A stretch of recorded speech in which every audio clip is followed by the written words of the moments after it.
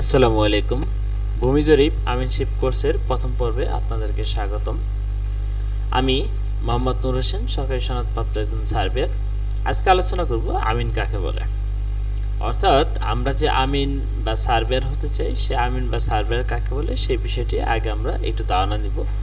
আমিন অর্থ আমরা জানি বিশ্বাসী যে ব্যক্তি নিজ স্বার্থের ঊর্ধ্বে একটি জমির সকল কাগজপত্র দেখে পর্যালোচনা করে সঠিকভাবে পরিমাপ করে এবং সকল পক্ষকে সঠিকভাবে তাদের অংশ বুঝিয়ে দেয়, তাকে আমরা সাধারণত আমিন বলে থাকি।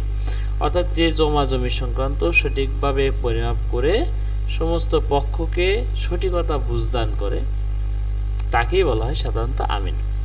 কিভাবে একজন দক্ষ আমিন হওয়া যায় বা কিভাবে একজন দক্ষ সার্ভেয়ার হওয়া যায় সেই বিষয়গুলো নিয়ে আমরা এখন আলোকপাত করব। একজন দক্ষ আমিন বা সার্ভেয়ার হওয়ার জন্য প্রথমত যে গুণাবলীটি প্রয়োজন তা হলো তার সৎ গুণাবলী দরকার পড়ে।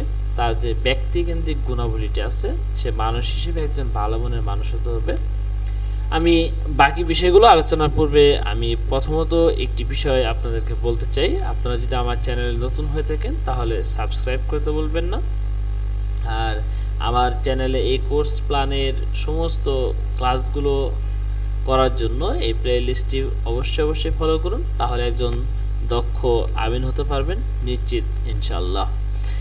দ্বিতীয়তম আমরা যে গুণাবলীটি দেখব, আপনাকে জরিপ ইতিহাস ও কার্যকারিতা সম্পর্কে জানতে হবে। অর্থাৎ বাংলাদেশে যতগুলো জরিপ কার্য হয়েছে, সিএস থেকে শুরু করে বর্তমান বিডিএস পর্যন্ত সমস্ত জরিপের ইতিহাস এবং এদের কার্যকারিতা সম্পর্কে আপনাকে সমস্ত ধারণা রাখতে হবে। সকল খতিয়ান চিনতে হবে। অর্থাৎ যতগুলো জরিপ হয়েছে প্রত্যেকটা জরিপের এক একটি খতিয়ান করা হয়েছে, সেই খতিয়ানগুলো আপনাকে চিনতে হবে। অর্থাৎ মৌজা, ম্যাপ, খতিয়ান সমস্ত বিষয়গুলো চিনতে হবে এবং এদের ধারাবাহিকতা রক্ষা করতে হবে। আপনাকে যদি বলেন যে খতিয়ানের ধারাবাহিকতা যদি না জানেন, তাহলে আপনি বিএস, বিটিএস, আরএস এগুলোকে যদি আপনি বলেন যে আগে প্রাধান্য দিতে হবে, তাহলে আপনি ভুল বলবেন। কারণ জরিপ কার্যটা সিএস থেকে শুরু হয়েছে, কাজে জরিপের ধারাবাহিকতা আপনাকে রক্ষা করতে হবে। দলিলের পরিচিতি আমরা জানি অনেক ধরনের দলিল আছে। হেবা দলিল, তানসত্ত্ব দলিল, তারপরে নাদাবি দলিল, আমরা সাবকবলা দলিল, অনেক ধরনের দলিল সম্পর্কে আমরা জানি। এই দলিল সম্পর্কে আপনাকে সম্যক ধারণা থাকতে হবে এবং একটি দলিল কখন জাল দলিলে রূপান্তরিত হয়, সেই কি সিম্বল থাকলে দলিলটি ভুয়া বা জাল দলিল হিসেবে চিহ্নিত করতে পারবেন, সেই বিষয়গুলো আপনাকে জানতে হবে। সেই বিষয়গুলো যদি না জানেন তাহলে সঠিকভাবে দলিল আপনি পড়তে পারেন না বা সঠিকভাবে দলিল জাস্টিফাই করতে পারবেন না।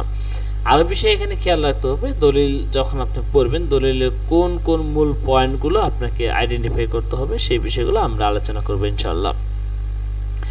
আমরা আরও জানাবো সকল ধরনের জমি জ্যামিতিক নিয়মে পরিমাপ করার পদ্ধতি। অর্থাৎ একজন দক্ষ আমিন হওয়ার জন্য সকল ধরনের জমি দক্ষতার সহিত জ্যামিতিক সমস্ত ধরনের নিয়ম কানুনের ভিত্তিতে আপনাকে পরিমাপ করতে হবে। আপনাকে কখনোই ওই গুজামিল, গড় পদ্ধতি, গ্রাম্য ভিত্তিতে যে পরিমাপগুলো হয়ে থাকে বা পূর্বে হয়ে আসছে, সেই পরিমাপগুলো থেকে আপনাকে জ্যামিতিক সঠিক পদ্ধতি শিখতে হবে। কারণ বর্তমান মানুষ সবাই সচেতন এবং সবাই প্রায় শিক্ষিত ঘরে ঘরে, কাজে আপনাকে সঠিকভাবে জানা থাকতে হবে জ্যামিতিক সমস্ত নিয়মকানুন সম্পর্কে। সঠিক ফারাইজ পদ্ধতি ও বন্টন প্রক্রিয়া সম্পর্কে আপনাকে জানতে হবে। একজন মৃত ব্যক্তি ওয়ারিসদের মধ্যে সম্পদগুলো কীভাবে বন্টন হয় সেই সমস্ত প্রক্রিয়া এবং সঠিকভাবে বন্টন করে দেওয়ার সক্ষমতা আপনাকে থাকতে হবে। জমি ক্রয়ের পর যেটি প্রথমত কাজ হলো নামজারি করা, এবং নামজারি যদি কোনো ধরনের কোনো ভুল হয়ে থাকে তাহলে সেটি সংশোধন প্রক্রিয়াকে বলা হয় মিসকেস প্রক্রিয়া। এবং এই নামজারি এবং মিসকেস এই জটিল প্রক্রিয়াগুলো সম্পর্কে আপনাকে সমস্ত ধারণা থাকতে হবে।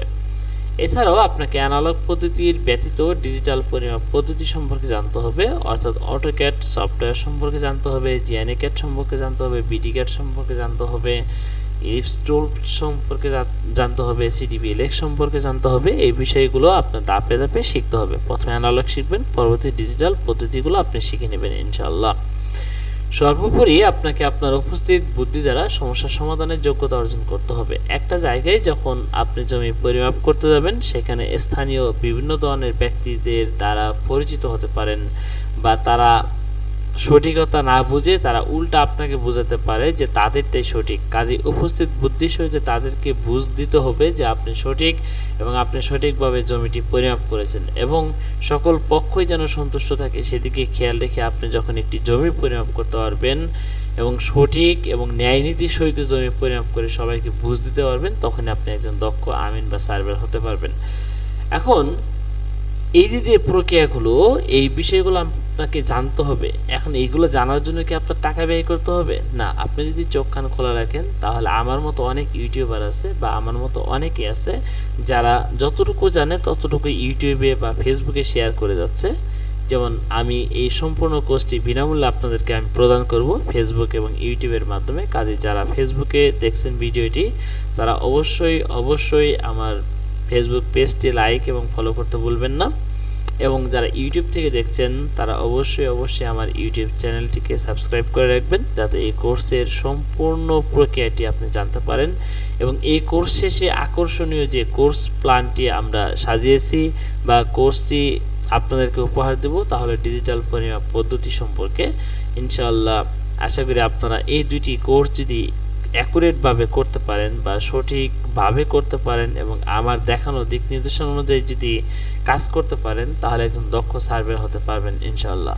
সবাই ভালো থাকবেন, সুস্থ থাকবেন। পরবর্তী ভিডিও দেখার আমন্ত্রণ জানিয়ে আমি এখানেই বিদায় নিচ্ছি। আল্লাহ হাফেজ।